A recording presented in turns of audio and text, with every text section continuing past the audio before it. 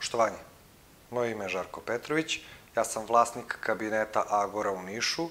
U kabinetu rade još moje 3 koleginice i ako ste zainteresovani za prvu besplatnu seansu, molim vas, preko kontakt forme ili telefona koji se nalazi na sajtu www.kabinetagora.rs obratite se našoj office menadžerki koja će da vam ponudi prve slobodne termine kod terapeuta koji rade u kabinetu. Takođe, na sajtu psihološkosavjetovalište.com možete naći puno klipova, ovih pisanih tekstova i par aplikacija koje možete da koristite u borbi protiv neuroze ili životnog problema koje imate.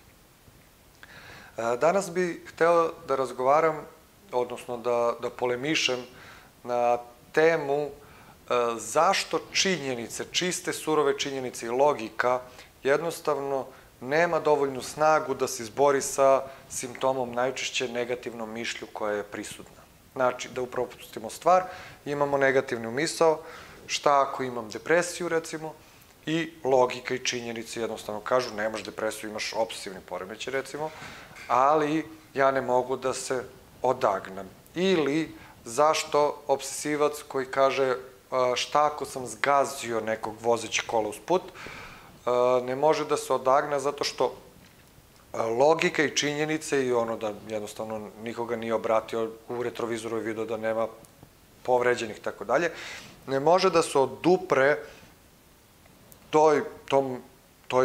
tom mišlju, ne može da se izbori protiv te misli i ako logika jednostavno kaže i istina kaže da to nije tačno. Ako se zadržimo na nivou logike, logika je princip realnosti. Logos jeste znanje i saznanje i logika i ona barata činjenicama. 1 plus 1 jednako 2 i to je tako. Gravitacija deluje ka centru Zemlje i to je tako. I to su činjenice. I činjenice dolaze od spolja, to je spoljni svet. Ako precenjujemo činjenica, ako pokušavamo da sve životne probleme rešimo baratajući logikom i činjenicama, onda najbolje se bavite eksperimentalnim naukama i da živite u pragmatičnom američkom svetu, jer tamo je sve logično. Ali, nažalost, i za njih nema spasa u tom slučaju od bekstva, od unutrašnje realnosti. Znači, postoji spoljašnja realnost, u njoj su zakoni fizike, matematike, logike prisutni i postoji unutrašnja realnost, eto uvađe zakoni psihologije i sve psihičkog.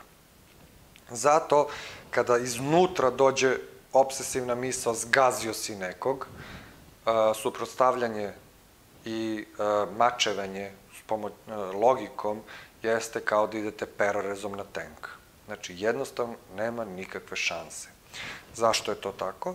Zato što obsesivna misao ili depresivna misao ili anksiozna misao ili sociofobična misao ili derealizacijski simptom osjećaj derealizacije dolaze iz nesvesnog, ne dolaze iz spoljnog sveta, znači ne možete da baratate ovim logičkim sistemima. Znači, on je imun na spoljašnju realnost zato što dolazi iznutra i jednostavno ne može da se pobedi. Zašto dolazi iznutra? Zato što govori o unutrašnjem konfliktu, unutrašnjem psihičkom konfliktu koji možda bude iz milion spektara. Evo, pada mi na pamet da to možda bude ometen arhetipski princip heroja, odnosno rast i razvoj samog pojedinca. Znači, pojedinac treba da bude psihički zreliji, da bude samostalniji, da bude na višem stepenu individualnosti, treba da bude muškarac, odvojen od svoje majke, prevazišao svoj Edipov kompleks, a on i dalje živi sam, plaćaju mu stan, on kao nešto radi, ali jednostavno ne postoji nikakvo psihičko samostaljenje, iako fizički faktori osamostaljivanja su tu. Onda takve osobe kažu, pa da, ja sam godinu dana bio u Americi. Bio, vratio se. Šta se promenilo? Ništa.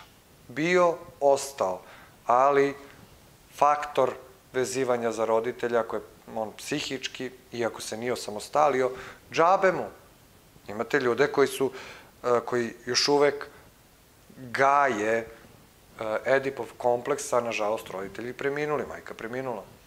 To znači da spoljni svet nije toliko bitan, ovaj unutrašnji svet psihički je jako bitan. Kada prevedete klijentu da postoji taj unutrašnji svet, onda on može da, ako se ne naiđe na zid neprihvatanja, odnosno nemogućnost kao ne, ja to ne vidim logiku, zašto bi to tako, zašto bi prošlost imala veze. Ako prevaziđete tu stvar, nećete na klijente koji donose sadržaj i kažu, setio sam se, to je tako i tako bilo, setio sam se da se ovako ponašala, ja imam ženu, ona se sada isto tako meša, ili prema mojoj deci, tako i tako.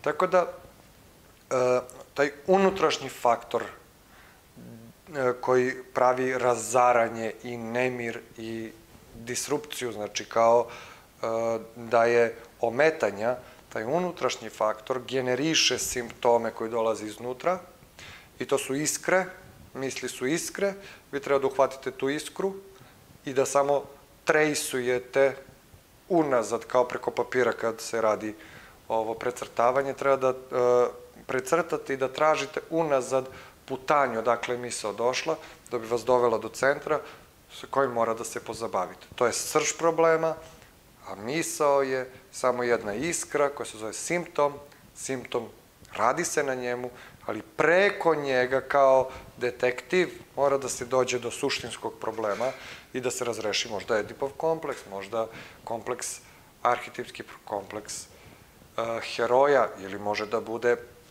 problem sa senkom, animom, personom, može 1000 problema da bude, ali bitno je da se shvati da misao može da dođe u svest, da ne mogu logikom da je pobedim i zato onda mora da je prevedem. Prva relacija, znači zgazio sam čoveka i sad on nije odmah počeo, ali ima unutrašnje krvarenje i umro je kroz 3 dana. Tu obsesivnu misao mora da uhvatim kao simptom, znači ona je posledica moje neuroze, mog unutrašnjeg stvarnog problema i zato je uhvatim, probam da tražim suštinski problem, a nju skladištim tamo u onaj sektor gde je nebitno. Pustim je. Ti nisi bitna. Donela si mi informaciju. Koju informaciju?